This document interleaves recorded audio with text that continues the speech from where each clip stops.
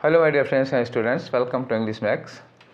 हम लोग अब शुरू किए हैं सीजीएल 2022 के पेपर और इंग्लिश में हम लोग एक सेट कर चुके हैं। आज हम लोग करने चल रहे हैं प्रीवियस पेपर डिस्कशन का सेट नंबर 2, ठीक है। और ये पेपर हुआ था 1 दिसंबर को, 1 दिसंबर 2022 को। भर्ती भी 2022 की ही थी। मैंने आप लोगों को बताया था पिछले सेशन में कि 2022 में 2 बार सीजीएल का पेपर हुआ था। एक अप्रैल में हुआ था, जो 2021 वाली भर्ती थी उसका पेपर 2022 में अप्रैल में हुआ था, और जो 2022 वाली भर्ती थी उसका भी पेपर दिसंबर में ही हो गया था। तो दिसंबर में 2 सीजीएल हुए थे, ठीक है। तो अभी हम लोग 2022 वाला जो पेपर हुआ था, 2022 की भर्ती थी, उसका पेपर हम लोग करने जा रहे हैं, और ये हुआ था दिसंबर 2022 में, ठीक है। और मॉर्निंग शिफ्ट का हम लोग कर चुके हैं, आज करने जा रहे हैं आफ्टरनून शिफ्ट वाला पेपर, ठीक है। तो जब ये दिसंबर वाला हम लोग पूरा कर लेंगे, इसमें 30 सेट हैं, जब दिसंबर वाले 30 सेट हम लोग कर लेंगे तो फिर हम लोग अप्रैल वाले जो 21 सेट हैं उनको भी करेंगे, ठीक है। तो चलो ज़्यादा टाइम ना वेस्ट करते हुए स्टार्ट करते हैं हम लोग आज का अपना डिस्कशन। और पहला आप लोग कर चुके हैं, जिन लोगों ने नहीं देखा हो वो पहला वाला पेपर देख लीजिए, और उसके बाद स्टार्ट कर दीजिए दूसरा वाला। पीडीएफ आप लोगों को मिल चुका होगा, पीडीएफ आपने सॉल्व कर लिया होगा, और नहीं मिला हो तो इसी वीडियो के डिस्क्रिप्शन बॉक्स में लिंक दिया हुआ है, आप टेलीग्राम चैनल से वो पीडीएफ देख लीजिए, निकाल लीजिए, सॉल्व के लिए फिर स्टार्ट करते हैं, तभी मज़ा आएगी, ठीक है। तो चलो शुरू करें, यस स्टार्ट करते हैं। और आज का पहला क्वेश्चन जो है आपकी स्क्रीन पर ये रहा। क्वेश्चन क्या है? फिलर का क्वेश्चन है। स्टार्ट करो, क्या लिखा? If you try to do something every day, अगर आप चाह रहे हो कि रोज़ आप कुछ ना कुछ करें तो यू विल डैश प्रोग्रेस। तो डैश प्रोग्रेस मतलब प्रोग्रेस करने के लिए क्या होगा? अगर आप ये कोशिश करते हैं कि आप रोज़ कुछ ना कुछ करें तो आपको पक्का कोई न पक्का प्रोग्रेस मिलेगी। तो प्रोग्रेस के लिए क्या यूज करते हैं? गेट प्रोग्रेस होता है। यू विल गेट प्रोग्रेस नहीं, you will make progress, yes. तो क्या लगता है? मेक प्रोग्रेस, तरक्की करना, उन्नति करना। प्रोग्रेस करने के लिए गेट प्रोग्रेस नहीं, मेक प्रोग्रेस होता है, ठीक है। तो होल्ड प्रोग्रेस और कैच प्रोग्रेस नहीं होता भैया, ठीक है। क्या होता है? Make progress. और ये एक फ्रेज है, इसमें कोई इफ़ नहीं, कोई बट नहीं, कोई क्यों नहीं, वाई नहीं लगेगा। मेक प्रोग्रेस फ्रेज है, उन्नति करने के लिए फ्रेज यही लगता है, ठीक है। बढ़ाएं आगे, चलो, ठीक है। तो एक क्वेश्चन हो गया, आ गए हम अपने दूसरे क्वेश्चन पर, और ये भी किसका क्वेश्चन है? फिलर का क्वेश्चन है, ठीक है। देखो देखते हैं, लिखा हुआ है कि the doctor advised the nurse, doctor ने नर्स को एडवाइस किया टू एडमिनिस्टर। एडमिनिस्टर का मतलब क्या होता है? किसी के शरीर के अंदर कोई चीज़ डालना, ठीक है, इंसर्ट करना, एडमिनिस्टर करना। जैसे किसी को दवा चढ़ाई जाती है, ग्लूकोज चढ़ाया जाता है, ब्लड चढ़ाया जाता है, तो ये क्या होता है? एडमिनिस्टर कराया जाता है, ठीक है। तो डॉक्टर ने नर्स को एडवाइस किया कि एडमिनिस्टर करे and dash medicine to the patient. देखो सबके सब वॉवेल से स्टार्ट हुए हैं, एंड, ठीक है। अब हम ये देखना है हमें कि पेशेंट के अंदर लिखा है ना, medicine to the patient, patient को डैश मेडिसिन एडमिनिस्टर कराई जाए। कैसी मेडिसिन, कैसी दवा पेशेंट के अंदर एडमिनिस्टर कराई जाए? इंसाइटफुल। इंसाइटफुल का मतलब होता है ना दूरदर्शी। दूरदर्शी दवा थोड़े ना दूरदर्शी होती है यार, 4 साल बाद की बात, दवा थोड़े ध्यान रही है, इसमें कौन सा दूरदर्शिता है? इंसाइटफुल, ये नहीं लगेगा, ठीक है ना। बहुत ज़्यादा उसमें इंसाइट हो, बहुत ज़्यादा ज्ञान से भरा हुआ हो, ये तो लगाना नहीं है। अल्टरनेटिव का मतलब क्या हुआ? कोई दूसरी दवा। अल्टरनेटिव का मतलब जो दवा चल रही थी वो दवा बदल करके दूसरी दवा चलाई जाए। तो दूसरी दवा तो ठीक है, ये ऑप्शन सही लग रहा है। ऑफिशियल दवा चढ़ाई जाए, कहो भैया कौन से पेशेंट को ऑफिशियल दवा चढ़ाओगे? कोई ऐसा भी होता है क्या? तो दवाई ऑफिशियल नहीं होती, ठीक है। इमिनेंट का मतलब क्या होता है? बहुत ही इंपॉर्टेंट, बहुत ही प्रमुख, ठीक है, बहुत ही प्रभावशाली। तो अब दवाई इमिटेंट होगी क्या? ये इमिनेंट एक्चुअली पर्सन्स के लिए लगता है ना, दवा के लिए नहीं यूज की जाता। इमिनेंट पर्सन, इमिनेंट पर्सनैलिटी, ये सब होता है ना, इमिनेंट मेडिसिन नहीं होती। दवा क्या होगी? अल्टरनेटिव मेडिसिन होगी। एक दवा चल रही थी, उस दवा से कोई फ़ायदा नहीं हुआ, कोई राहत नहीं हुई, डॉक्टर ने कहा नर्स से कि भैया दूसरी दवा बदल दो, दूसरी दवा लगाओ, ठीक है। तो अल्टरनेटिव मेडिसिन हो गई। इतना से सुकून है, चले आगे, ठीक है, आगे बढ़ो। नेक्स्ट क्वेश्चन में आते हैं। नेक्स्ट क्वेश्चन है क्वेश्चन नंबर 3। है क्या? ये सेंटेंस दिया है, इसको आपको करेक्ट ऑर्डर में लगाना है। स्टार्टर आपको दे दिया गया है, ठीक है ना, स्टार्टर दे दिया है। अब आपको जो सेंटेंस के बाकी पार्ट हैं उनको करेक्ट ऑर्डर में लगाना है। तो देखो इसको कैसे करते हैं। पूरा पढ़े बिना कर सकते हैं अगर करना चाहें तो। आप मेरे साथ देखिए, स्टार्टर दिया हो व्हाइल फिजिकल मूवमेंट, व्हाइल लगा है तो मतलब इसका दो मतलब होगा कि दो बातें बताएंगे, जहाँ एक तरफ फिजिकल मूवमेंट डैश होता है वहीं दूसरी तरफ डैश होता है। अभी तो पूरी बात पढ़े नहीं हो, चलो पढ़ो। व्हाइल फिजिकल मूवमेंट, जहाँ फिजिकल मूवमेंट, तो ये हमारा सब्जेक्ट तो दे दिया। अब इसके बाद क्या आनी चाहिए बच्चा, इसके बाद आनी चाहिए वर्ब। वर्ब क्या होगा, physical movement activities, physical movement activities नहीं होगा, physical movement is important, yes. Physical movement the part, the से शुरू नहीं होगा, फिजिकल मूवमेंट फिर यहाँ मूवमेंट हो ही नहीं सकता। तो इस फिजिकल मूवमेंट के बाद जो कनेक्ट कर रहा है वो केवल क्यू है, तो ये मेरा हुआ क्यू से स्टार्ट होगा। क्यू से स्टार्ट होगा तो ये दोनों तो गए काम से। अब आपके पास बचा Q S R P, Q P S R, ठीक है। क्यू से स्टार्ट होगा, दो ऑप्शन बच रहे हैं। अब ये देख लो कि क्या पी से एंड हो सकता है। पी कौन सा वाला है, पी ए वाला है, पहला वाला। तो activities may not require physical, may not require physical, physical अधूरा सेंटेंस लग रहा है कि पूरा लग रहा है, बिल्कुल अधूरा लग रहा है।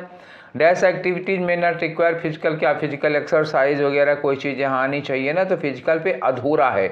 अगर ये अधूरा है तो यहाँ से एंड नहीं हो सकता, अगर पी से एंड नहीं हो सकता तो ये वाला क्वेश्चन भी गलत हो गया। अब आपके पास एक ऑप्शन बचा हुआ है, कौन वाला, डी वाला, डी के सिवा और कुछ नहीं होगा। मन करे तो लगा के देख लो, ये ट्रिक थी। जब आपको स्टार्टिंग मिल जाती है तो स्टार्टिंग मिलने के बाद ऑप्शन देख लीजिए किस में दिया हुआ है। अगर एक ही में दिया हो तो डन कर दो, दो में दिया हो तो बाकी दो को काट के एंड चेक कर लो कि किससे एंड पॉसिबल है। तो जिस उसमें से एक ऐसा होगा जिससे एंड पॉसिबल नहीं होगा, काट देना, ऑप्शन मिल गया, बिना पढ़े सॉल्व कर लिया, ठीक है। चलो अब जो लगा है उसको हम आपसे कुक करवा के दिखाते हैं, ठीक है। थोड़ा टाइम ज़्यादा ही लगेगा लेकिन आपको समझ में तो आ जाएगा, कम से कम भले समय ज़्यादा लगेगा, इसमें कोई दिक्कत नहीं है। तो देखो ये वाला ऑप्शन मैंने कहा था ना, देखो व्हाइल फिजिकल मूवमेंट, अब क्यों से आ जाओ, while physical movement is important for children all, ठीक है, for children are learning, all हो गया। अब यहाँ से दूसरा हो गया, आल लर्निंग से शुरू करो, आल लर्निंग एक्टिविटीज, कनेक्ट हुआ, all learning activities may not require physical, physical के बाद क्या लगाओगे, physical movement and facial expression on the part of teacher and the student, clear, सही से सेंटेंस बना, ठीक है, हो गया। अब संतुष्टि मिली, पानी पचा ना पेट का, आगे आ जाओ, ठीक है। तो हम लोग बढ़ते हैं क्वेश्चन नंबर 4 में। क्वेश्चन नंबर 4 में दिया हुआ है क्या, आपको बताना है एप्रोप्रिएट साइनोनिम, साइनोनिम किसका बताना है, अंडरलाइन वर्ड का, अंडरलाइन क्या क्या है, स्पोरेडिक, स्पोरेडिक को मतलब बता दें, को पढ़ दें, पढ़ देता हूँ। लिखा है the sporadic instructions of the invigilators distracted the examinee, examinee क्या होता है, जो पेपर दे रहा होता है, इंस्ट्रक्ट, और इन्विजिलेटर क्या होता है, जो कमरे में गार्डी कर रहा होता है। तो अब इन्विजिलेटर कभी कभी क्या होता है ना, जैसे एग्जाम दे रहे हो तो इन्विजिलेटर क्या करेगा, 15 मिनट बाद फिर एक पट्टे से कुछ ना कुछ बोल देंगे, फिर 15 मिनट 20 मिनट होगा तो फिर कुछ ना कुछ इंस्ट्रक्शन देंगे, फिर 15-20 मिनट बाद इंस्ट्रक्शन देंगे।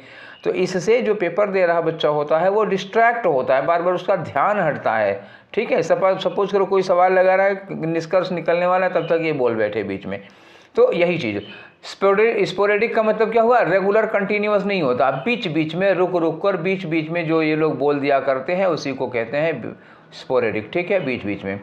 मिल गया ना आंसर, ये स्पोरेडिक। इसका हमको क्या करना है, साइनोनियम हो गया। तो कंटिन्यूअस तो होगा नहीं, कंटिन्यूअस लगातार हो जाएगा, ये होगा नहीं। रिपीटिटिव का मतलब क्या होता है, बीच बीच में बोलते रहते हैं, लगातार दोहराते रहते हैं, ये भी नहीं होगा।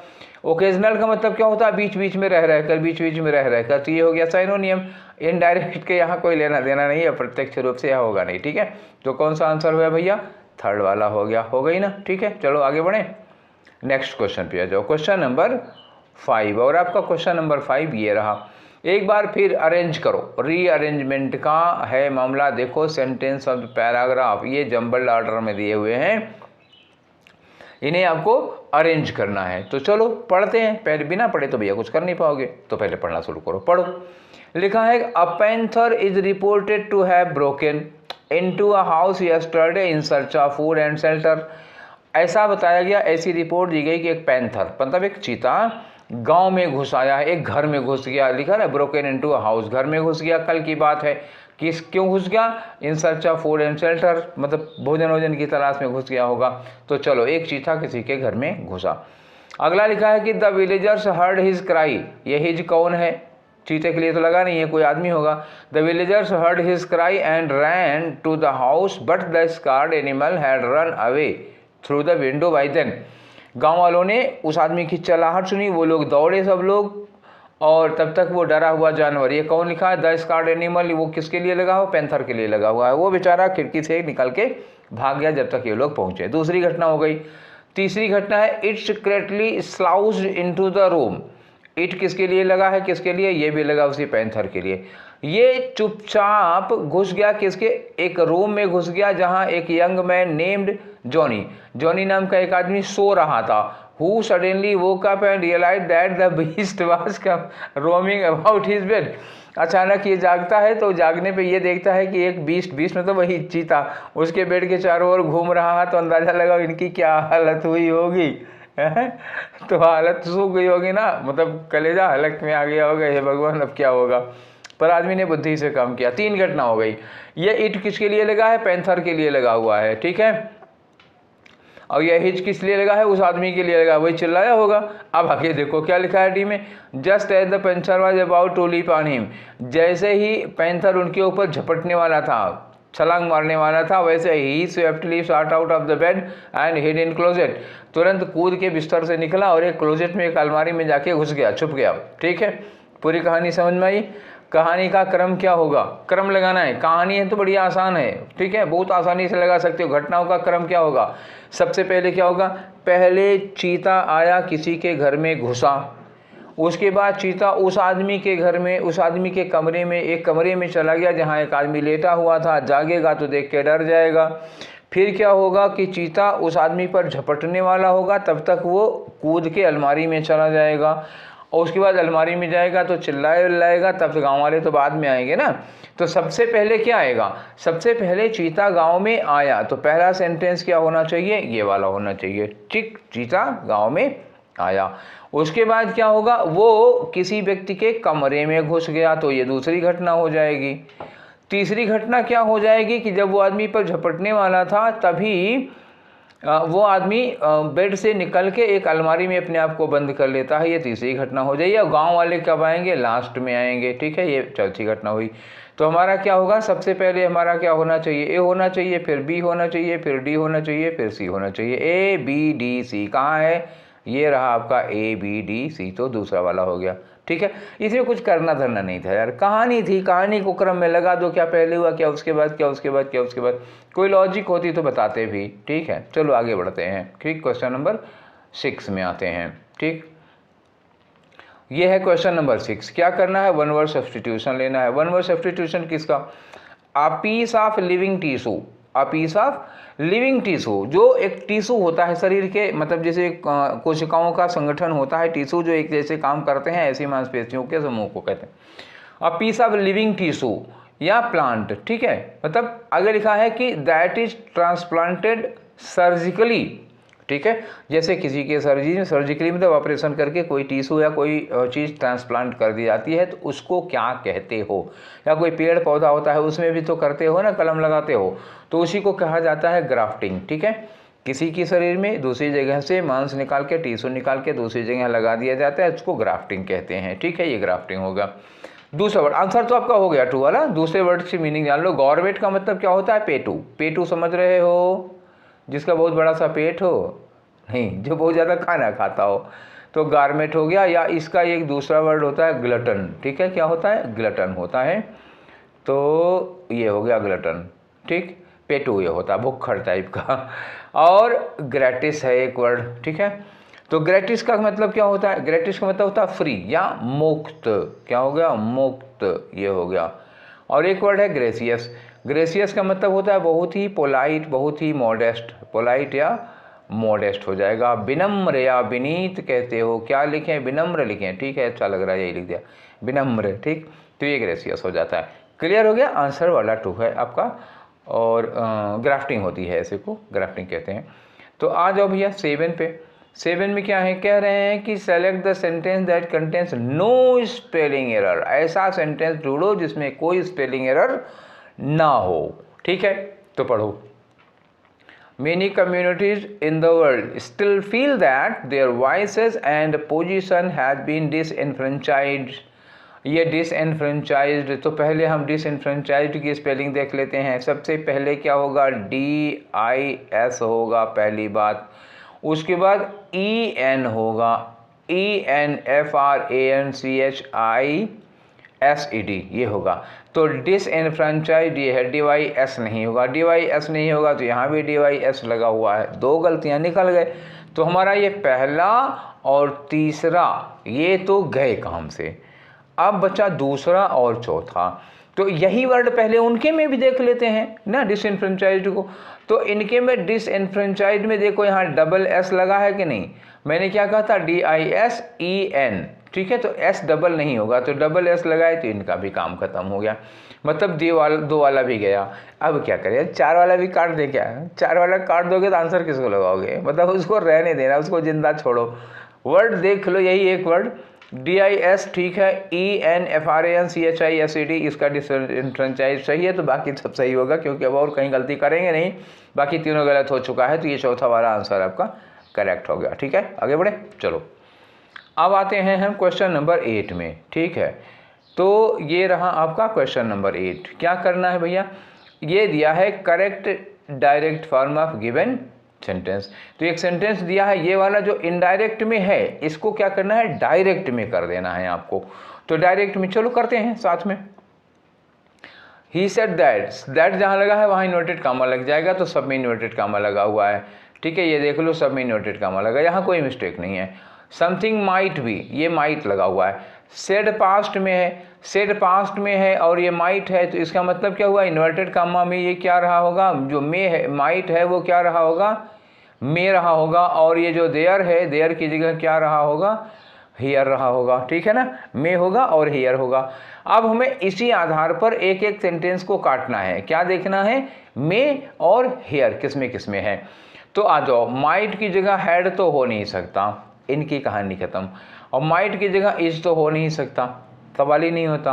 और कुड कैसे हो गया भैया, ठीक है, कुड का अगर हम देख रहे हैं इससे इनडायरेक्ट बनाते हैं, तो क्या कुड का माइट होगा, नहीं। क्या इज का माइट होगा, नो। क्या हैड का माइट होगा, नो। किसका हो सकता है, इस मे का माइट हो सकता है।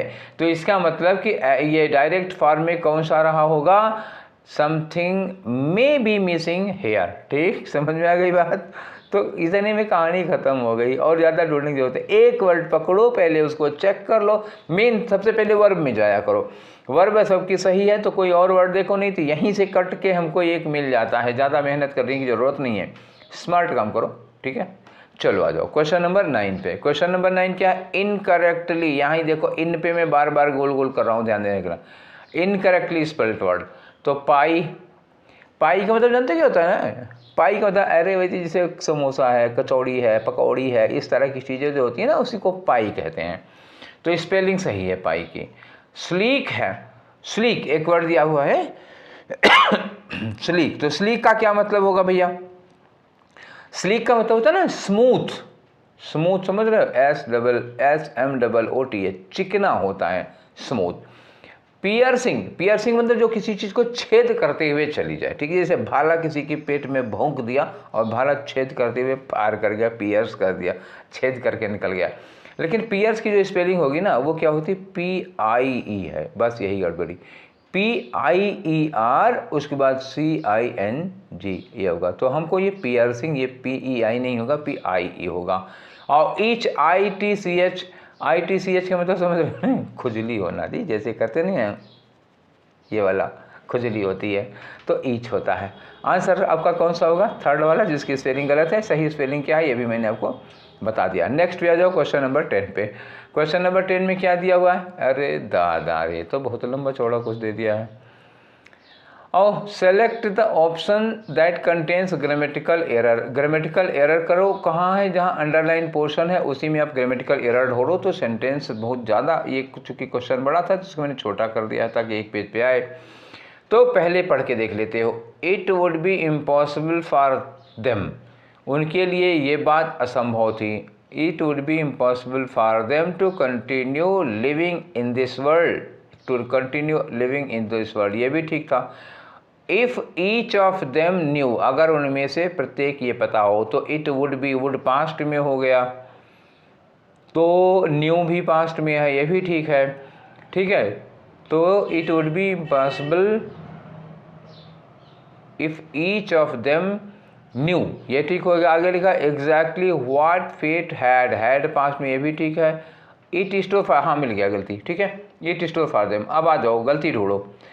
तो गलती कहाँ है देखो, it would be impossible for them में कोई गलती नहीं है। It would be, would past में जा रहा है क्योंकि विल की सेकेंड फॉर्म लगानी पड़ेगी, पूरी कहानी पास्ट में है, ठीक है। यहाँ पे न्यू भी लगा हुआ है ना, तो इसी में हमको गलती ढूंढनी थी, इतने में इतना अंडरलाइन किया है तो यहाँ कोई गलती नहीं है, तो फिर ये वन वाला नहीं हो सकता। दूसरे में देखो, it would be impossible for them to continue living in this world, यहाँ लिखा if each of them, if लगा और ईच ऑफ देम में कोई गलती नहीं, न्यू वर्ब की सेकेंड फॉर्म में यहाँ भी कोई गलती नहीं है। अगर गलती नहीं है तो दूसरा वाला आंसर भी नहीं होगा। तीसरे में आ जाओ, लिखा है it would be impossible for them to continue living in this world, to continue living in this world, to के बाद यहाँ लिखा है ना इम्पॉसिबल के बाद टू के साथ फर्स्ट फॉर्म लगती है, और कंटिन्यू के बाद चाहे वर्ब की फर्स्ट फॉर्म लगाओ टू के साथ, चाहे वर्ब की एनजी फॉर्म लगाओ, दोनों सही है। इन दिस वर्ल्ड ये भी सही है, तो मतलब यहाँ भी आंसर नहीं होगा, तो मतलब यही होने के चांस है। पर आपको गलती बतानी है ना मुझे कि गलती क्या है। लिखा है कि if each of them knew, अगर उनको पता है, हर प्रत्येक को पता है exactly what fate had it store या इन स्टोर, किस्मत में उनके लिए किस्मत में न जाने क्या लिखा है, तो किस्मत में लिखा होगा what fate had in store for them, ना कि इट स्टोर फॉर देम। तो ये जो इट लिखा हुआ है, it should have been in, it की जगह पर इन होना चाहिए था। आपका आंसर कौन सा हो गया, चौथा वाला। समझ में आ गया ना बच्चा, ठीक है। चलो आगे बढ़ें। खोदा पहाड़ निकली चुईया, इतना बड़ा बड़ा सेंटेंस दे रखे हैं और है इसमें क्या, जरा सी बात। चलो आ जाओ क्वेश्चन नंबर 11, क्या है, एडियम दिया हुआ है इन व्हील एंड वो। तो देखो भैया, पहले मैं इन वर्ड का मतलब बता दूं। व्हील का मतलब होता है ना सुख, ब्लिस, ठीक है, सुख। और वो WOE, वो माने क्या होता है, दुख, ठीक है। इन व्हील एंड वो मतलब क्या, सुख में दुख में।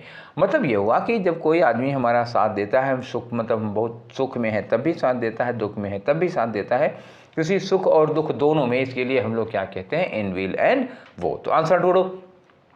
इन हैप्पीनेस एंड गुड टाइम, ये हैप्पीनेस और गुड तो एक ही बात हो गई, का time. In sad and gloom days, ये तो ठीक है, in sad and gloom days. In prosperity and adversity, ये ज़्यादा ठीक है। अरे नहीं जी, गड़बड़ हो गया, मैंने आप लोगों को उल्टा बता दिया, कुछ गड़बड़ हो गया। फिर से देखो, ये तो हो गया हैप्पीनेस और गुड टाइम, इसका मतलब सही बताया हूँ, इन हैप्पीनेस एंड गुड टाइम, तो हैप्पीनेस गुड टाइम एक ही बात हो गई, होगा नहीं। सैड और ग्लूमी डेज, ठीक है, सैड और ग्लूमी डेज, भैया दोनों तो दुखी हो गए, तो दोनों नहीं, एक में एक अच्छा एक खराब होगा, तो ये नहीं होगा, ठीक। प्रॉस्पेरिटी मतलब संपन्नता, एडवर्सिटी मतलब विपन्नता। प्रॉस्पेरिटी मतलब अमीरी, एडवर्सिटी मतलब गरीबी, इसमें आया सुख दुख दोनों, तो आंसर थर्ड वाला होगा। इन डिस्पेयर एंड फेलियर, डिस्पेयर निराशा, फेलियर माने असफलता, तो दोनों निगेटिव नहीं होंगे, एक पॉजिटिव एक निगेटिव होगा, ठीक है। तो आंसर कौन सा हुआ, थर्ड वाला। अभी तो जरा सी चूक हो जाती और आपका आंसर गलत हो जाता। खैर गलत हो जाता तो मैं बाद में फिर उसको करेक्शन करता, ठीक है। तो आ जाओ क्वेश्चन नंबर 12 पर। क्वेश्चन नंबर 12 में एक इडियम दिया हुआ, उसकी मीनिंग बताओ। ग्रीन हॉर्न, ग्रीन हॉर्न का मतलब क्या होगा। मान लो, सपोज करो कि आपके सींग है, सब इमेजिन कर लो, यहाँ पे सींग लगी हुई है और आपके सींग अभी ग्रीन है। ग्रीन का मतलब क्या हुआ, ग्रीन मतलब कच्ची है, तो सींग अभी कच्ची है, इसका मतलब क्या हुआ, अभी आप बच्चे हो, आपको अनुभव ज़्यादा नहीं है, तो इसी को कहते हैं। तो ग्रीन हॉर्न का मतलब जो नौसिखिया होता है, जो भी बच्चा होता है जिसको ज़्यादा अनुभव नहीं होता। तो स्किल्ड पर्सन तो होगा नहीं, एक्सपीरियंस्ड। क्लेवर पर्सन हो, बिल्कुल नहीं होगा, अभी तो बच्चा है ना। अनएजुकेटेड पर, यार देखो इसमें एजुकेटेड और अनएजुकेटेड का मतलब नहीं है, अनुभवी नॉलेज की बात हो रही है, तो एजुकेटेड का मतलब नहीं है। यहाँ क्या होगा, अनएक्सपीरियंस्ड, जिसको अनुभव कम है, दुनियादारी के बारे में जानता कम है, तो इनएक्सपीरियंस्ड होगा। ध्यान देना, अनएजुकेटेड नहीं, इनएक्सपीरियंस्ड होगा, ठीक है। कम पढ़ा लिखा के मतलब नहीं है यहाँ पे। ग्रीन हॉर्न का मतलब दुनिया का तजुर्बा नहीं है, अनुभव नहीं है उसको, ठीक है। आगे बढ़े, आओ क्वेश्चन नंबर 13 में आओ। तो ये क्वेश्चन नंबर 13 है, क्या दिया है, साइनोनिम, किसका, कॉम्पिटेंट का। देखो कॉम्पिटेंट का मतलब क्या होता है ना, योग्य, सक्षम। जब कोई व्यक्ति किसी काम को करने में एकदम से सक्षम है, एबल होता है तब। अब इसका दूसरा वर्ड क्या हो सकता है, डेक्स्ट्रस हो सकता है। डेक्स्ट्रस मतलब क्या हो, काम करने में कुशल होता है। एक वर्ड क्या होता है, एडेप्ट होता है, ADEPT, एडेप्ट होता है, ये भी काम करने में बहुत कुशल होता है, ठीक है। और एक तो कॉम्पिटेंट लिखा हो, कॉम्पिटेंट भी हो सकता है, ठीक है। एक वर्ड और आ सकता है स्किल्ड। स्किल्ड मतलब होता है अपने काम को बहुत अच्छे से जो कर लेता है, ठीक है। एक एबल भी लिख सकते हो, ये योग्य होगा इस काम को करने में, ठीक है। तो यही सारी चीज़ें हैं, तो ये सब सक्षम के लिए और योग्य के लिए। एक वर्ड और लगा सकते हो, हम बता देते हैं, प्रोफिशिएंट, ठीक है ना। देखो गड़बड़ हो गई स्पेलिंग, समझ जाना, प्रोफिशिएंट होता है, ये भी होता है अपना काम करने में कुशल हो जाता है। एक इफ़िशिएंट भी होता है, इफ़िशिएंट मतलब भी होता है कोई आदमी जो अपना काम करने में कुशल होता है, इफ़िशिएंट। कितने सारे वर्ड आ गए, ठीक। तो याद रखो इन सबको, ठीक। कॉम्पिटेंट का मतलब क्या हुआ, जो कुशल हो, सक्षम हो। तो एक वर्ड कौन सा आएगा, कैपेबल, एकदम सही सिनोनिम मिल गया। पुअर का मतलब गरीब होगा, अब कैपेबल का गरीब का कोई लेना देना नहीं है। बिगिनर का मतलब क्या हुआ, अभी शुरुआती है, नया है, नौसिखिया है, तो ये एंटोनिम हो जाएगा, ठीक है।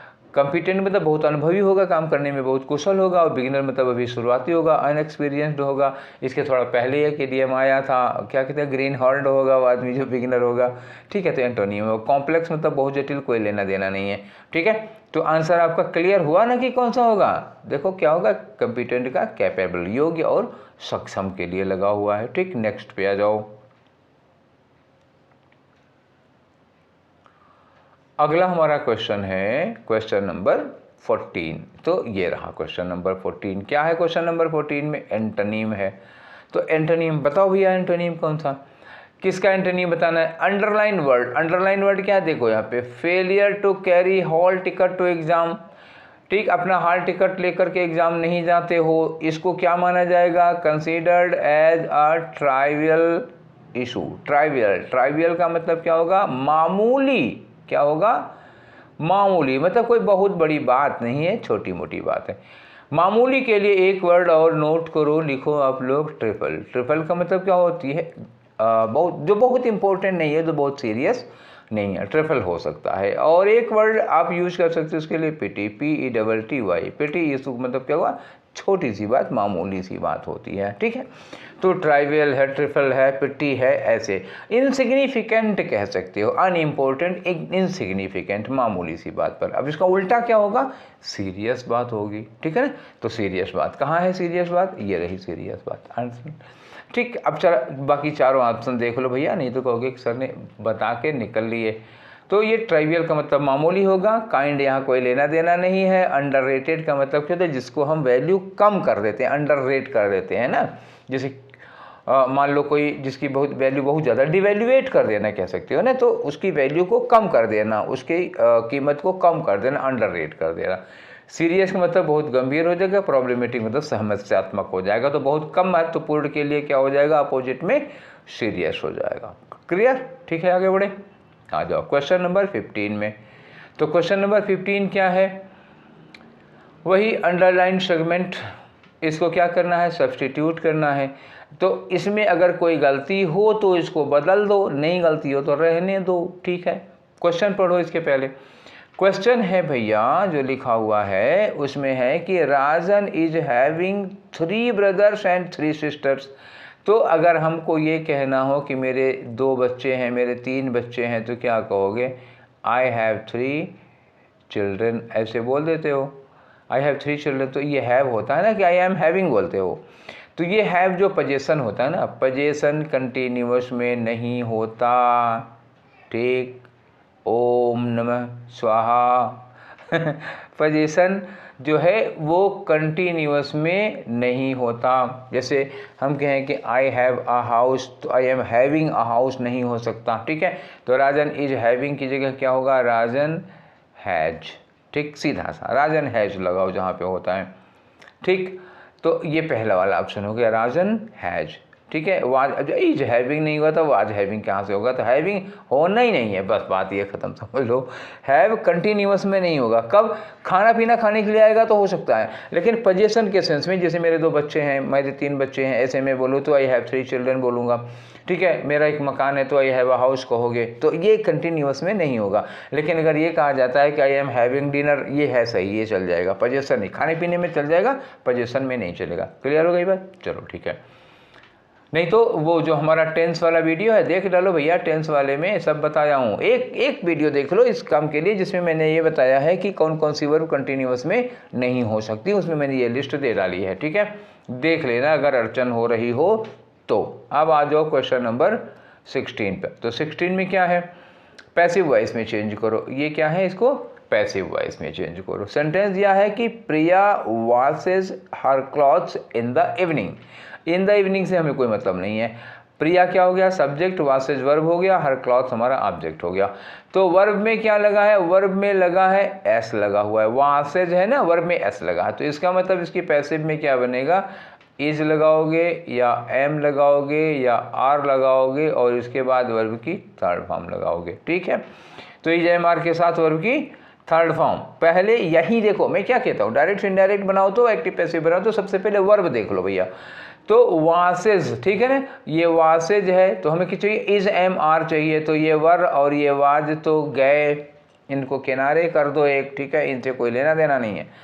अब आ जाओ, दो में है, आर है इज है। आर है इज है तो द क्लॉथ्स लिखा हुआ है। द क्लॉथ्स का मतलब क्या हुआ, ये प्लूरल है और इज आपकी क्या हो गई, सिंगुलर है। सब्जेक्ट वर्ब एग्रीमेंट गलत हो गया, क्लॉथ्स के साथ आर लगना चाहिए, तो ये भी गए। अब क्या बचा, केवल यही वाला आपके पास ऑप्शन बचा और वही सही है। ठीक है, आगे बढ़ो, पूरा पढ़ के दिखा दूं। The clothes are washed by Priya in the evening. ठीक है, तो ये वासेज का इज वाश्ड हो गया, क्लॉथ इधर चला आया, प्रिया इधर चली गई। ठीक है, समझ गए। आगे आ जाओ क्वेश्चन नंबर 17 में। ठीक, 17 में क्या है, फिर से अरेंजमेंट। कितना अरेंजमेंट के क्वेश्चन भाई, 1 2 3, ये तीसरा चल रहा है। अच्छा ठीक है, अरेंजमेंट है, तीसरा अरेंजमेंट है PQ1 इसका। चलो यहाँ देखें क्या लिखा है कि दे आल्सो वोर फेल्ट कैप्स। देखो भैया, पहली बात तो दे से शुरू नहीं हो सकता सेंटेंस, मतलब ये स्टार्टिंग में नहीं आएगा। दे माने कौन, he, she, it, they, them, these, those, ये सब शुरुआत नहीं करेंगे। ठीक है ना, ये किसी नाउन के बाद आएंगे। दे किसके लिए लगाया गया है, वो नाम, वो नाउन पहले आएंगे तभी आएगा। और इसके साथ इसमें आल्सो लगा हुआ है, ये मतलब आल्सो लगने का मतलब सेकंड दे है। आल्सो होने का मतलब क्या हुआ, ये कौन सा दे है, सेकंड दे है। ये एक पहला दे यहाँ पे आ गया, दोनों में कुछ पहनने की बात हो रही है। एक बार फिर से क्लियर करके दिखाता हूँ आपको। देखो यहाँ बी में लिखा दे वोर ट्राउजर्स, वो ट्राउजर पहना करते थे। यहाँ लिखा दे आल्सो वोर फेल्ट कैप्स, वो फेल्ट कैप पहना करते थे। तो आल्सो मतलब वो फेल्ट कैप भी पहना करते थे, तो पहले ये वाला पहनना होगा, ट्राउजर वाला होगा। मतलब बी हमें पहले लेना है, ए हमें बाद में लेना है। ठीक है, ये तय है कि बी के बाद ए, दोनों दे वाले हैं ना, ये दोनों दे वाले हैं, तो ये पहला दे होगा, ये दूसरा दे होगा। तो बी ए, अगर इतने में ढूंढना चाहो तो आपको आंसर मिल सकता है कि बी के तुरंत बाद ए लगेगा। यहाँ बी में के तुरंत बाद ए है, नहीं है। यहाँ बी के तुरंत बाद ए है, नहीं है। यहाँ बी के बाद तुरंत बाद ए है, हाँ है, ये हो सकता है। यहाँ बी के बाद तुरंत ए है, नहीं है, बिल्कुल नहीं है। तो चाहो तो एक आंसर आपको मिल गया, थर्ड वाला क्लियर हो गया। चाहो तो और करा दूँ, ठीक है, आंसर बता चुका हूँ क्या करना है, फिर और क्लियर करना है तो आ जाओ कर लो। तो मतलब बोर ना हो ना, मैं समझा रहा हूँ कि और अगर इतने पे ना पकड़ में आए तो आगे कैसे बढ़ोगे। पहले तो ये आल्सो देख लो, तो ये सेकेंड डे हो गया, बी के बाद ए होगा, ये बात हो गई हमारी। अब लिखा है कि this place was famous for its skilful archers and horseman. This place, अभी मैंने बोला था ना कि he, she, it, this, that, this, those, ये बाद में आते हैं। दिस प्लेस, कोई प्लेस होगा जिसके लिए लगा है कि दिस प्लेस, तो अभी सेंटेंस में तो प्लेस आया नहीं, ना ऊपर प्लेस आया। यहाँ देखो डी में, इन 5th and 4th centuries BC, 5वीं 4वीं शताब्दी ईसा पूर्व में, टुडे जिस जगह को कहते हैं यूक्रेन, जो आज का यूक्रेन है, वो नोन एज सीथिया, उसे सीथिया कहा जाता था। तो सीथिया क्या है भैया, ये सीथिया एक प्लेस है। यही प्लेस कहाँ लगा है, दिस प्लेस में लगा है, तो यानी डी के बाद क्या होगा, सी होगा। ये दिस प्लेस लिखा, दिस प्लेस में लिखा है आर्चर्स एंड हॉर्समैन। ये आर्चर्स एंड हॉर्समैन कौन हो गया? ये दे हो गए।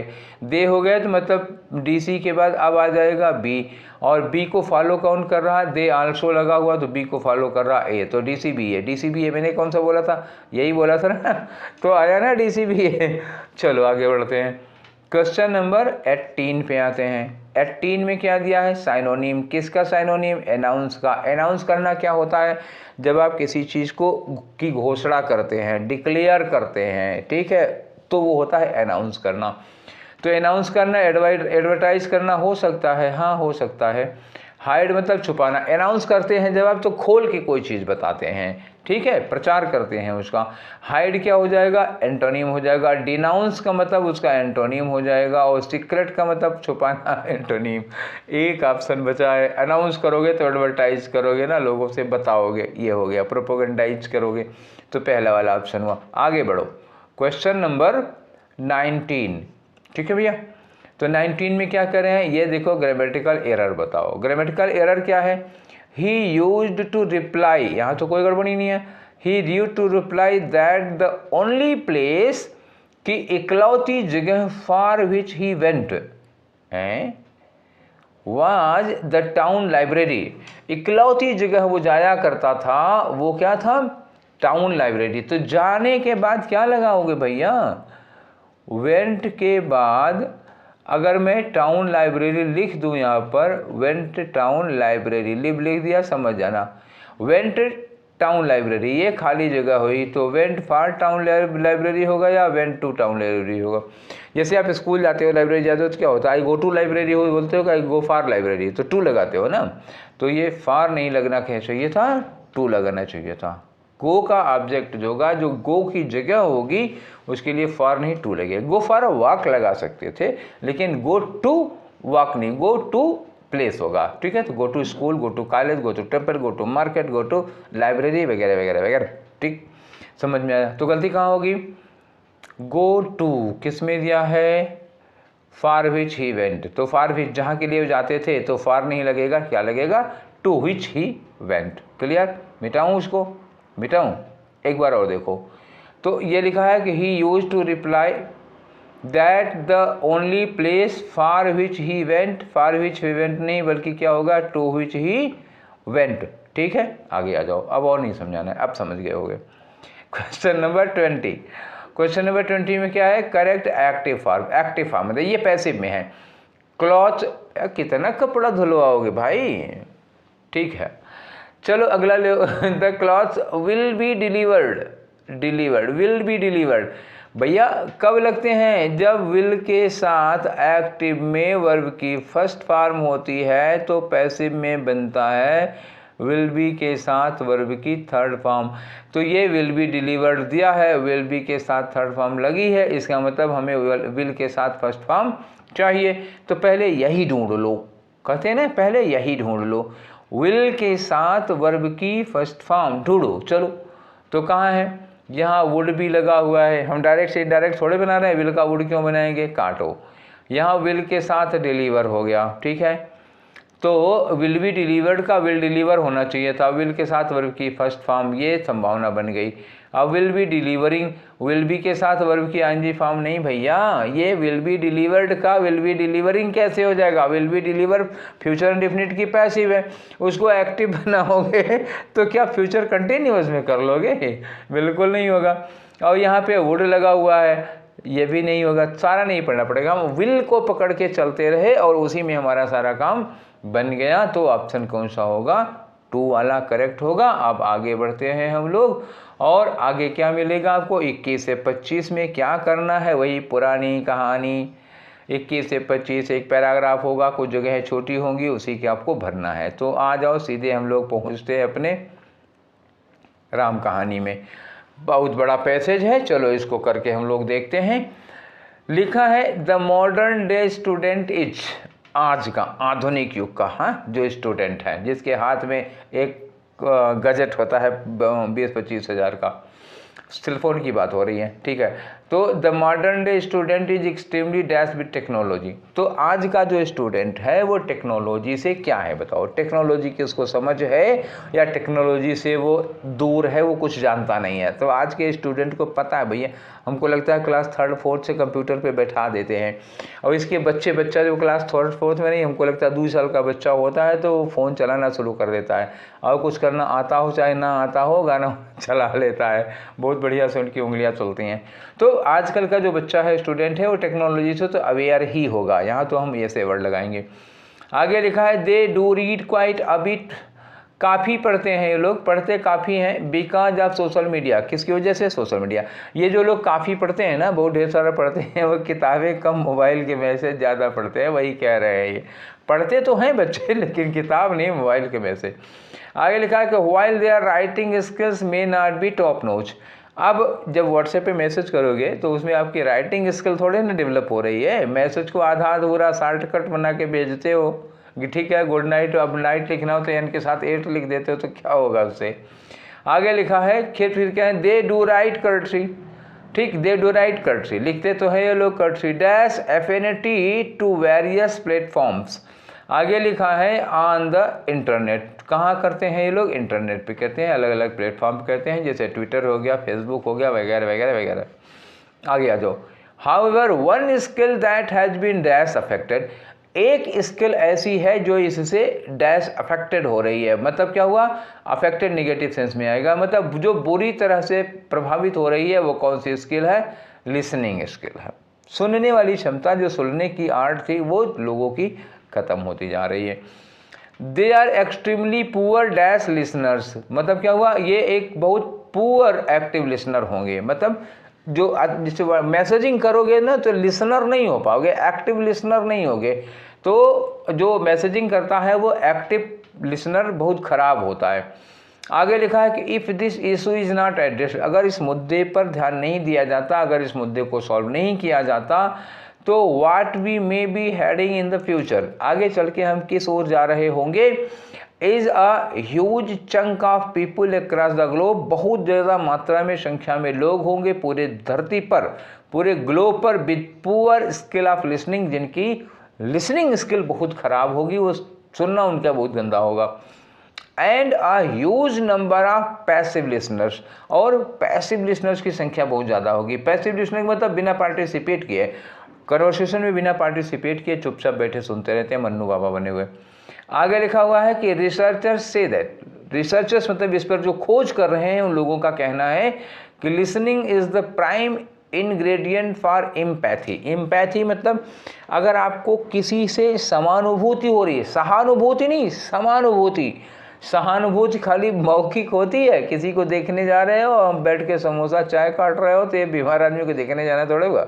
ये सिंपैथी हो गई, मुँह से कह रहे हैं अरे भैया तकलीफ तो पेट तो दर्द करता होगा, डॉक्टर ने तो खिचड़ी खाने को कहा होगा, और जिसको डॉक्टर ने खिचड़ी खाने को बोला है उसके सामने बैठ के तुम समोसा और चाय चटकारे लेके खा रहे, तो उसको खून जल रहा होगा बेचारे का, वो तो हलचल ले रहे हो, उसको जला रहे हो, ये सिंपैथी हो गई। और किसी को चोट लगी है, किसी ने कहा भैया चाय पी, अरे नहीं हम चाय नहीं पियेंगे, चाय पिया नहीं जा, गले के नीचे से उतरेगी नहीं चाय, तो उसको कहते हैं एम्पैथी, समानुभूति, उसका दर्द अपने ऊपर महसूस करो, ये होती है समानुभूति, वो होती है एम्पैथी।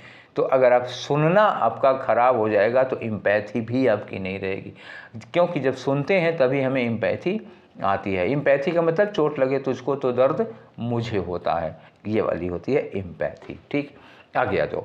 तो लिसनिंग स्किल अगर खराब हुई तो एम्पैथी गड़बड़ हो जाएगी लोगों की। And the world will be extreme poverty, जो दुनिया होगा, दुनिया में बड़ी गरीबी होगी, किसकी, एम्पैथी की गरीबी होगी। In the terms of number of dash on the planet, तो इस धरती पर एम्पैथेटिक लोगों का अभाव हो जाएगा अगर ऐसा ही चलता रहा तो। ठीक है, आगे आ जाओ।